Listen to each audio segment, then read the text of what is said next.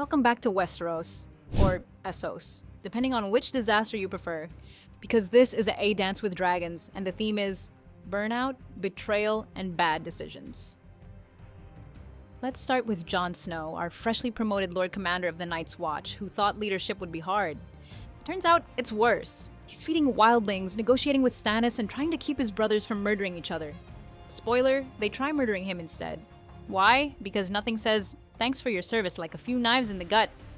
Meanwhile, Stannis Baratheon is still brooding and marching north to claim the Iron Throne, which is cute, considering he's freezing, underfed, and dragging a flaming witch with a god complex behind him. Melisandre keeps muttering about shadows and chosen ones, and Stannis is like, "Sure, burn another child or whatever, just win me the war." It's going great, really. Across the Narrow Sea, Tyrion Lannister is on a scenic depression tour. He's drinking, quipping, and avoiding assassins, which is basically cardio at this point. Eventually, he ends up sold into slavery because why not add trauma tourism to his resume? And then there's Daenerys, who's trapped in Meereen trying to rule a city that would rather fall apart than be led by a foreign queen with dragons and ethics. She locks up her dragons, marries a local noble, and tries peace. The result? Chaos, betrayal, and two dragons very angry about being grounded. Also, Quentin Martell shows up with 0 charisma and 1 death wish. He wants to marry Daenerys. She says no, so he tries to steal a dragon. It ends exactly how you'd expect, with fire, screaming, and crispy Dornish prince. That's only the beginning. In A Dance with Dragons, the plots get tangled, the characters get desperate, and the dragons are just done with everyone. Welcome back to the slowest burning civil war in fantasy. Let's check in with our favorite drunk, Tyrion Lannister, who is now property. Yes, literal property. He's been bought, sold, insulted, and finally ends up in the company of a guy called Brown Ben Plum, a group of sellswords and a dwarf-sized existential crisis. Tyrion's new goal? Find Daenerys, convince her he's useful, avoid being set on fire. Modest goals, really, but first he has to cross half of Essos, survive dysentery, betrayal, and enough sarcasm to fuel a kingdom. Naturally, he handles it with wine, insults, and nihilism. Classic Tyrion.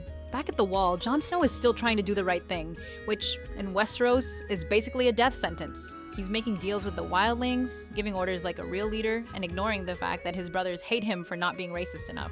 Also, he gets a letter from Ramsay Bolton that basically says, "I have your family. Come fight me, coward." So Jon's like, "I'm done. I'm going south." Which is when the Night's Watch stabs him. A lot. Leadership, 0, knives, 3 inches.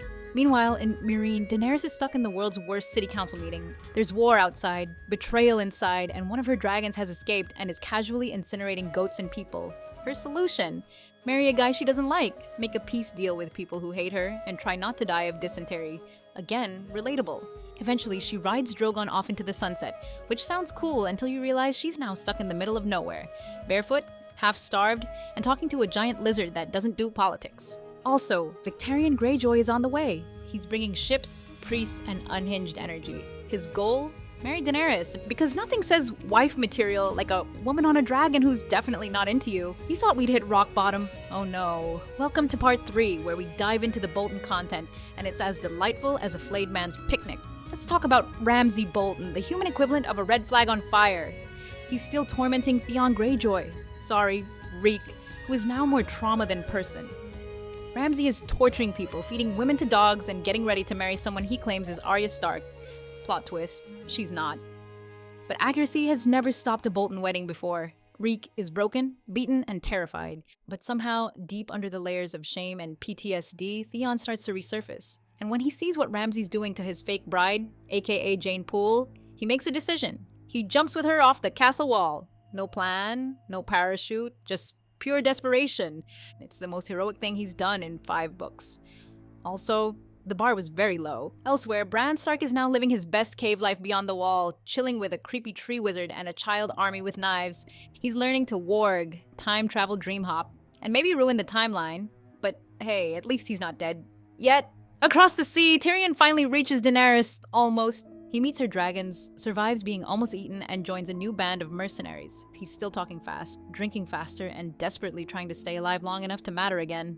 Meanwhile, Daenerys is wandering the desert, mildly delirious, mildly dying, and debating whether she should return to Meereen or just say screw it and become Queen of the Grass. Drogon is there. He's mostly unbothered. A true king. Dragons are stirring, dead men are rising, and winter? Yeah, winter's no longer coming. It's here, and it's pissed.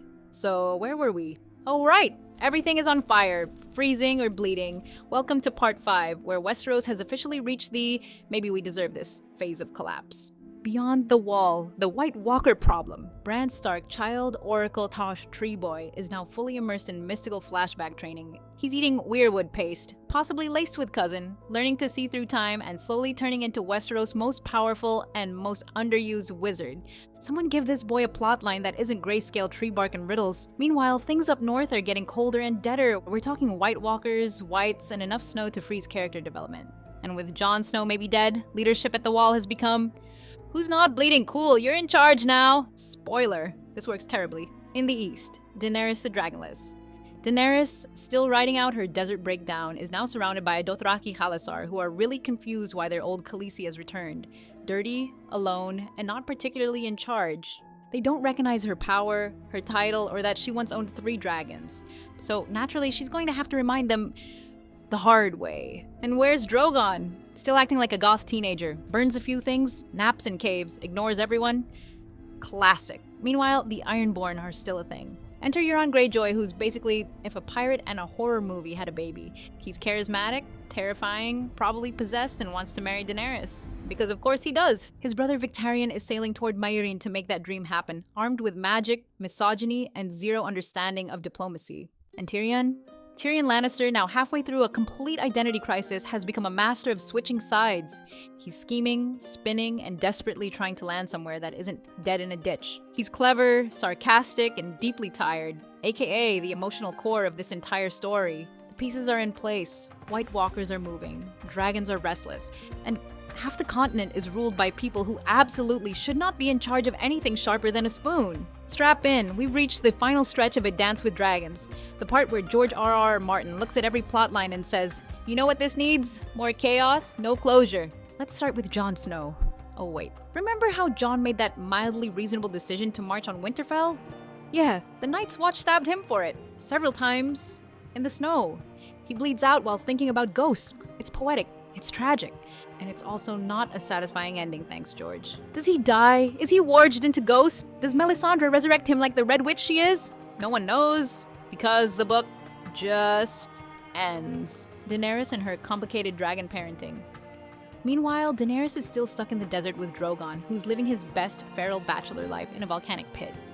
Dany is covered in blood, half-starved, and having visions that make Alice in Wonderland look like light reading. She finally stands up, swears she'll return to Meereen, and the Dothraki find her again. Only this time, she's not a clueless teenager. She's a dragon mom with a vengeance and serious main character energy. Let the real Khaleesi arc begin. Again? Maybe? Tyrion is still negotiating.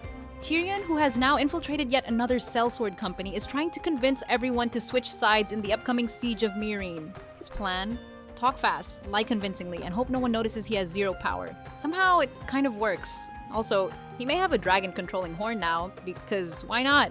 Meanwhile, in Dorne, plot twist, anyone? Arianne Martell gets one of the rare POVs and tries to secretly crown Myrcella to challenge Tommen's claim.